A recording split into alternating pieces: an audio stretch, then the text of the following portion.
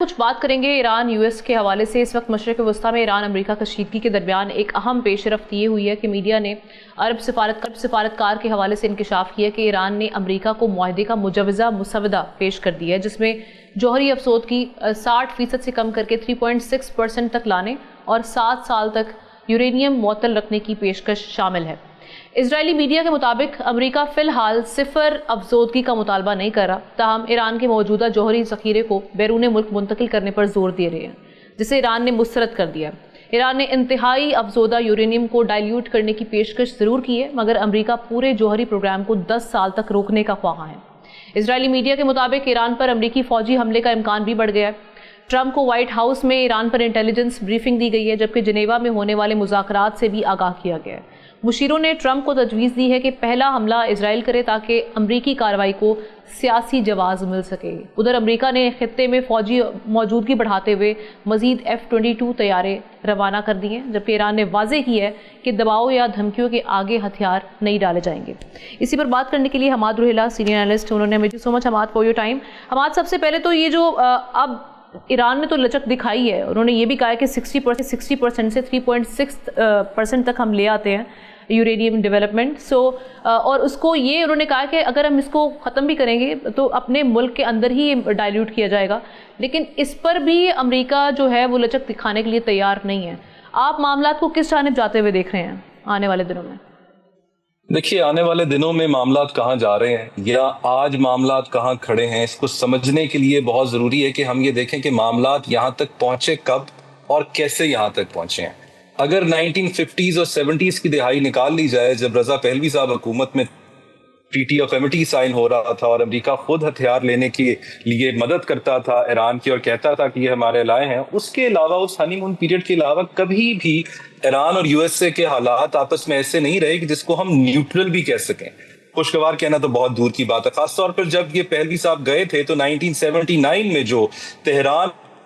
U S embassy کے اوپر حملہ کیا گیا، وہاں کے لوگوں کو ہاسٹیج بنایا گیا اور امریکی لوگوں کو ہاسٹیج بنایا گیا، اور یہ ایپیسوڈ تقریباً 400 سے زیادہ دن تک چلا تھا۔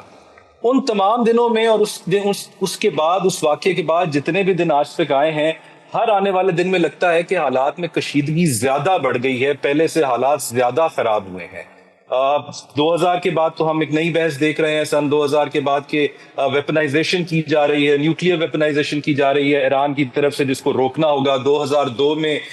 2008 میں بھی غالباً نیوکلیئر سائٹس بھی آئیڈینٹیفائی کی گئی، ہمیں بتایا گیا کہ یہاں پر نیوکلیئر انریچمنٹ کا کام بھی کیا جا رہا ہے۔ اسی اسنا میں 2006 میں ایران کی طرف سے، ان کے صدر کی طرف سے بش صاحب کو، جو اس وقت اقتدار میں تھے، ایک خط بھی لکھا گیا تھا تاکہ آئیں بیٹھیں اور اس معاملات کا ہم حل نکالیں، لیکن اس خط کا بھی کوئی جواب نہیں دیا گیا بش کی طرف سے، بلکہ وائٹ ہاؤس ایڈمنسٹریشن نے کہا کہ اس میں کوئی نئی بات ہمارے سامنے نہیں لائی گئی۔ اور بش تو اپنے دور اقتدار میں ایران کو ایکسس آف آل ایول کے نام سے پکارا کرتے تھے، جس کا مطلب ہے کہ برائی کا گہوارہ کہہ لیں یا برائی کا محور سمجھ لیں۔ 2013 تک، 1979 کے بعد سے 2013 تک تو پریزیڈنٹس کا آپس میں، ان ممالک کا آپس میں کوئی پراپر رابطہ بھی نہیں ہوا۔ اوباما نے پہلی بار صدر روحانی سے 2013 میں بات کی،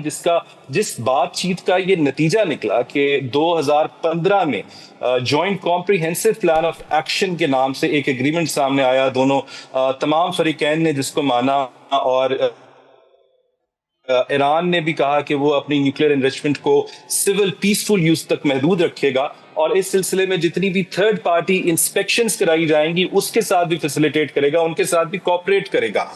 ایک چیز جو یہاں پر بتانی ضروری ہے، جو کہ آج بھی اس بارے میں بات ہو رہی ہے، وہ یہ ہے کہ یہ معاہدہ جو تھا یہ صرف نیوکلیئر یوز کے لیے تھا، نیوکلیئر جو انریچمنٹ کی جا رہی تھی اس کے لیے تھا۔ اس کے اندر میزائل پروگرام کے بارے میں کوئی بات نہیں کی گئی تھی کہ وہ اس کو روکا جائے گا یا نہیں روکا جائے گا۔ ہاں، انہی دنوں میں یونائٹڈ نیشن کا ایک ریزولوشن ضرور آیا تھا جس پہ یہ ایجنڈا تھا، جس کو ایک پوائنٹ آف ڈسکشن بنایا گیا تھا کہ ایران کو میزائل پروگرام کو بھی روکا جانا چاہیے یا اس کو اس بارے میں بات کرنی چاہیے ان سے۔ اس کے علاوہ اس جو ایگریمنٹ ہے 2015 کا، اس کے ٹیکسٹ میں اس کا کوئی ذکر موجود نہیں تھا۔ بہرحال یہ معاہدہ بھی زیادہ نہیں چلا، 2018 میں ٹرمپ صاحب خود اس سے وڈرا کر گئے ہیں، اور جیسے ہی وہ اس سے وڈرا کر گئے ہیں، ایران کو ایک بہانہ مل گیا کہ وہ اپنی انریچمنٹ ایکٹیویٹیز کو بڑھا دے، اور شاید اس حد تک بڑھ گئی ہیں کہ آج ہم دیکھ رہے ہیں کہ خطے میں انتہائی ملٹری پوسچرنگ کی جا رہی ہے US کی طرف سے، اور ساتھ ہی ساتھ پیس ٹاکس کا بھی ایک ایپیسوڈ چل رہا ہے، جنیوا میں چل رہا ہے، عمان کی میڈیشن میں چل رہا ہے. جیسا آپ نے بتایا کہ جو آفر کی گئی ہے ایران کی طرف سے کہ ہم 3.6% تک نیوکلیر انریچمنٹ کو روک دیں گے، یعنی کہ صرف پیسفل پرپزز کے لیے اس کو استعمال کریں گے. آنے والے 7 سال تک انہوں نے کہا ہے کہ ہم اس انریچمنٹ میں مزید آگے بھی نہیں جائیں گے، اور جو ابھی تک کا انریچ اکوپمنٹ ہے، جو ان کے پاس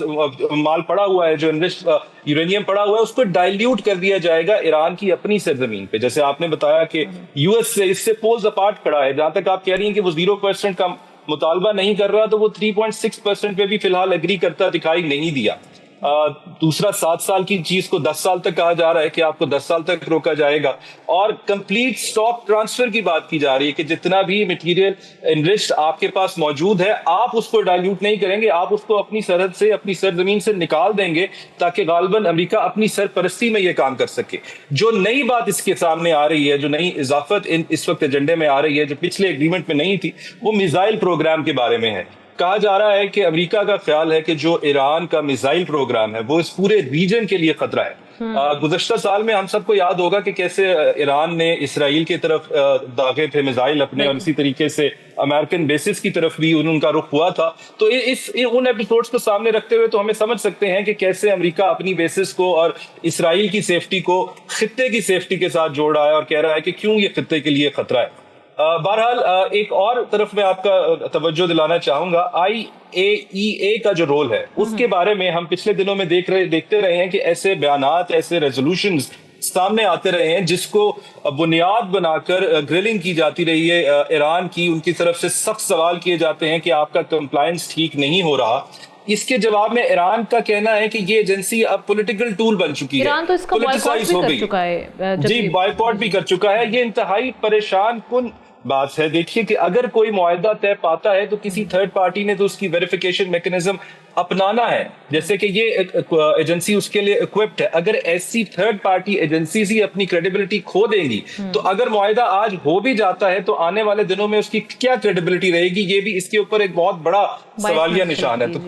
جی، آج بھی اگر معاہدہ نہیں ہوتا یا آنے والے دنوں میں معاہدے کی خلاف ورزی ہوتی ہے اور امریکہ ایران کی طرف سے خلاف ورزی ہوتی ہے، یا امریکہ کی طرف سے کوئی جنگ میں پہل کی جاتی ہے، تو ایران تو کلیئرلی کہہ چکا ہے کہ وہ اس کے بارے میں بھرپور جواب دے گا. اور ہم سب یہ بھی جانتے ہیں کہ جواب ڈائریکٹ بھی ہو سکتا ہے، جواب انڈائریکٹ بھی ہو سکتا ہے. یمن، لبنان میں، عراق کی طرف بھی ایسی ایکٹیویٹیز کی جا سکتی ہیں جس سے نظر آئے کہ یہ ریٹیلیٹڈ. لیکن ایک جانب ہم دیکھیں پاکستان اور افغانستان کی جنگ جو چھڑ چکی ہے، اور اس سچویشن میں اگر یہ بھی معاہدہ نہیں ہوتا اور یہاں پہ بھی جنگ لگ جاتی ہے، تو اس خطے کی جو تشویشناک یا خطرناک قسم کی صورتحال بنے گی، اس کو دیکھتے ہوئے کیا آپ سمجھتے ہیں کہ کچھ اب کوشش کی جائے گی کہ لچک دکھائی جائے دونوں سائڈ سے؟ دیکھیے، ہم امید کر سکتے ہیں کہ ایسا ہو. لوگ آپ باقی ممالک کی طرف دیکھیے، باقی گلف ممالک کی طرف دیکھیے، تو وہ بھی آلریڈی کنسرن نظر آتے ہیں. ان کا اپنے آئل روٹس ایٹ سٹیک ہیں، ان کے انرجی سیکیورٹی ایٹ سٹیک ہے. وہ اس سلسلے میں کنسرن نظر آتے ہیں کہ کہیں کوئی کنفلکٹ اسپل اوور ان تک نہ پہنچ جائے. نہ صرف گلف ممالک، یورپین ممالک بھی کنسرن دکھائی دیتے ہیں، کیونکہ ایک تو وہ میزائل رینج میں تو ہیں ہی ایران کی، لیکن اس کے علاوہ اگر کوئی ریفیوجی، آلدو کوئی ایران کی طرف سے ڈائریکٹ تھریٹ بھی نہیں ہے ان کو، لیکن اگر ریفیوجی انفلو ہوگا تو وہ یورپ کی طرف ہی ہوگا. تو وہاں کے اینالسٹ کو بھی اگر آپ دیکھیے، وہ بھی اس سلسلے میں اس حملے کو، اس جنگی صورتحال کو ایک ایکسٹریملی رسکی سچویشن قرار دے رہے ہیں. سبسکرائب کریں اور بیل دبائیں تاکہ کوئی خبر رہ نہ جائے.